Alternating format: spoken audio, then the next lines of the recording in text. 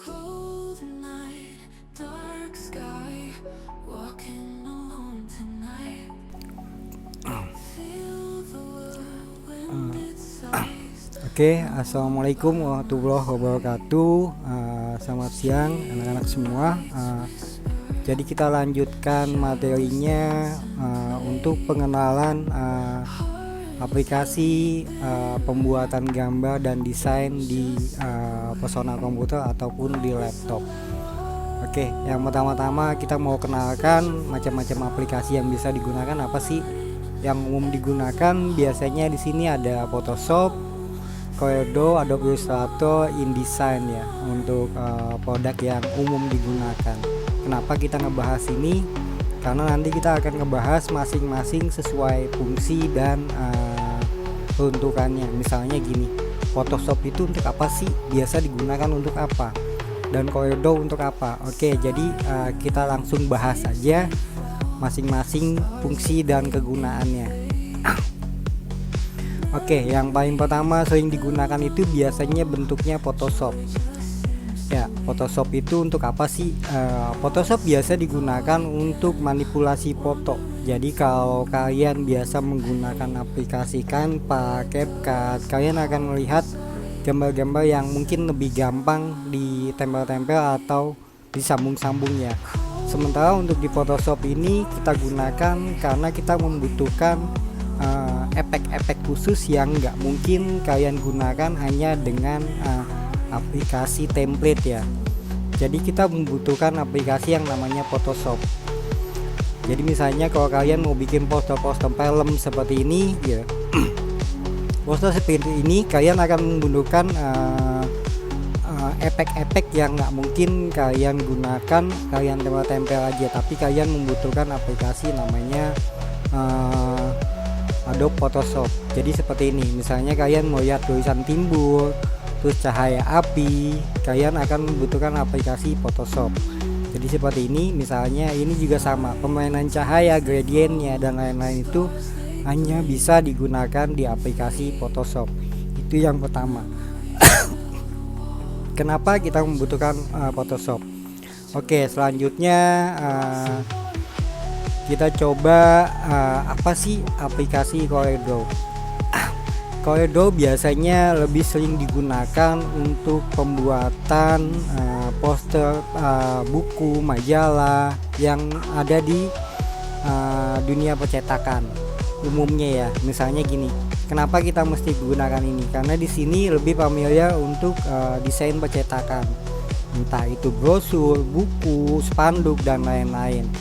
Kenapa? Karena di sini lebih mudah digunakan. Misalnya kalau kalian mau membuat buku atau majalah, misalnya isinya 10 atau 20 halaman, kalian tinggal tambahkan halamannya di sini sampai sesuai dengan yang kalian butuhkan. Jadi kalian nggak simpen satu-satu file, tapi sekaligus. Misalnya kalian halaman majalahnya ada 30, ya kalian tinggal bikin di sini 30 halaman. Dan untuk pengeditannya pun jadi gampang, hanya di satu file pengeditannya. Kalian udah bisa gunakan ini untuk 30 halaman buku atau 30 halaman majalah. Itu yang akan kita bahas, nanti kita pelajarin satu-satu ya. Terus biasanya gini, untuk di percetakan itu kan biasanya ada garis potong ya, supaya buku atau brosurnya tidak terpotong. Jadi di sini juga kita akan belajar mengenai garis bantu. Garis bantunya fungsinya untuk apa sih gitu? Ya, garis bantu itu fungsinya untuk membantu kita supaya lebih gampang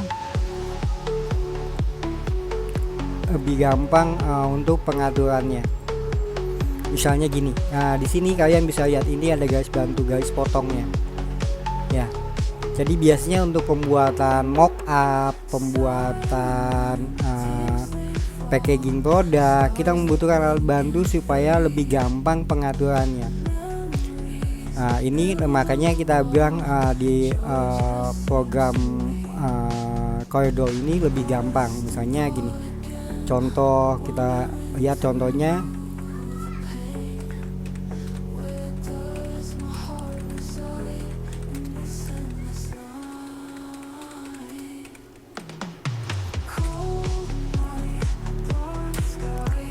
Nah ini dia contohnya seperti ini.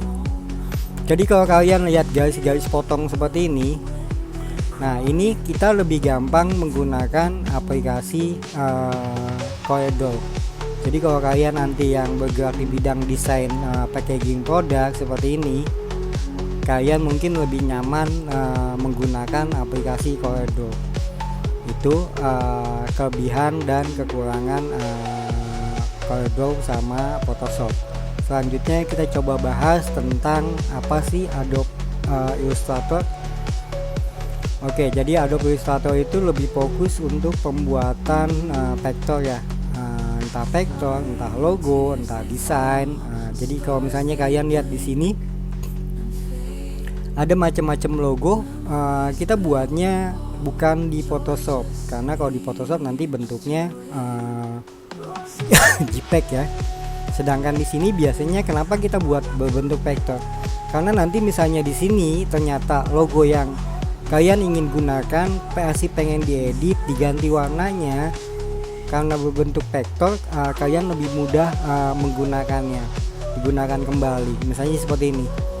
Jadi kalau kalian yang desain seperti ini lebih mudah mengerjakannya dengan Adobe Illustrator.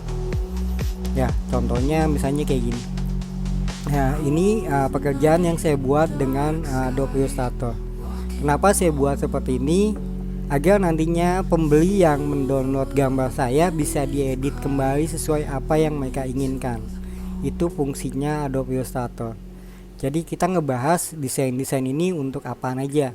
Jadi yang pertama misalnya Photoshop. Misalnya kalian lihat Photoshop di sini. Untuk contoh-contoh seperti ini kan bentuk gambarnya JPEG ya. Jadi kalian bisa tambahkan teksnya dan lain-lain itu dengan menggunakan Photoshop. Untuk pembuatan mockup gedung seperti ini atau contoh produk seperti ini, kalian menggunakan Photoshop.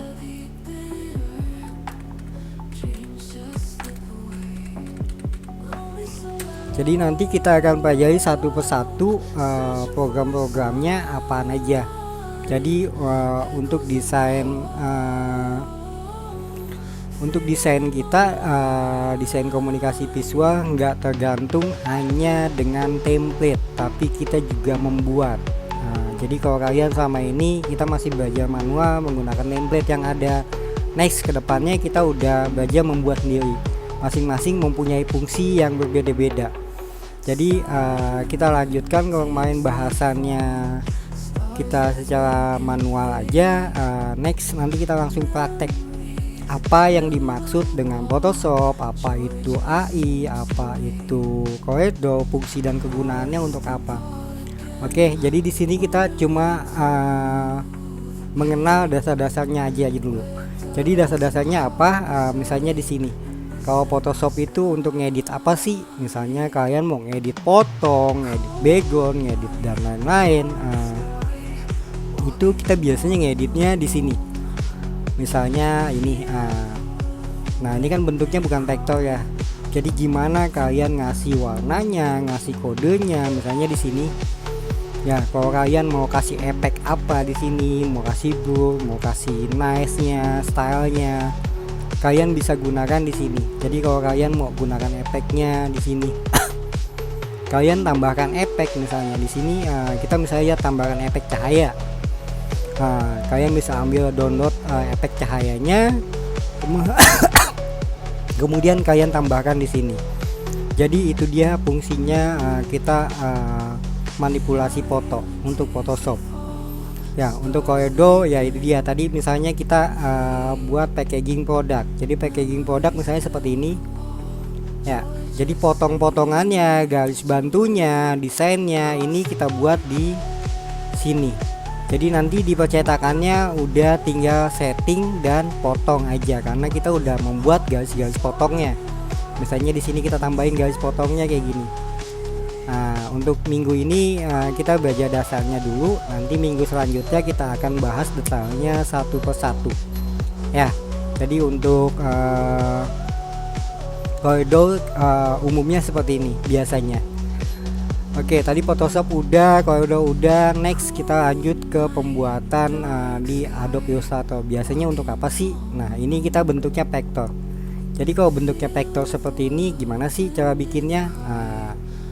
Itu dia. Misalnya di sini kalian yang hobi ngegambar, kita akan pandu supaya kalian kerja lebih cepat. Misalnya di sini, kalau kalian buatnya walking alone tonight. Feel the whirlwind it sighs, no one by my side. Street lights whisper, shadows dance and play. Heart is heavy, bitter, dreams just slip away. Lonely soul alone, searching for a sign.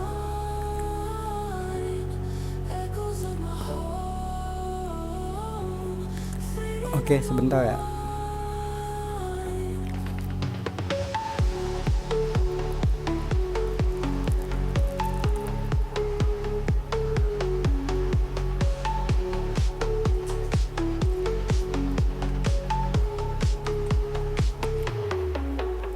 silent tears they fall, stars that blink and fade.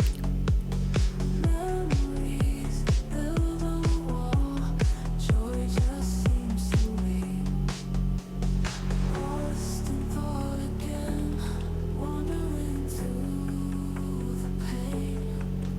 Where does my heart reside in this endless night?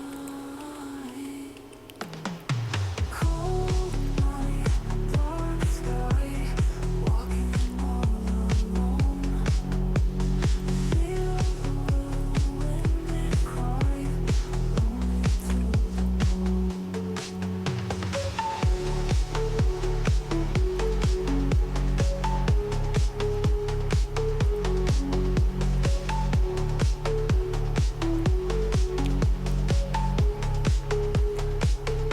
Oke, jadi di sini kita lebih cepat aja proses pembuatannya. Misalnya kayak gini, kalian ingin membuat gambar kopak, bunga, atau biasanya disebutnya mandala ya.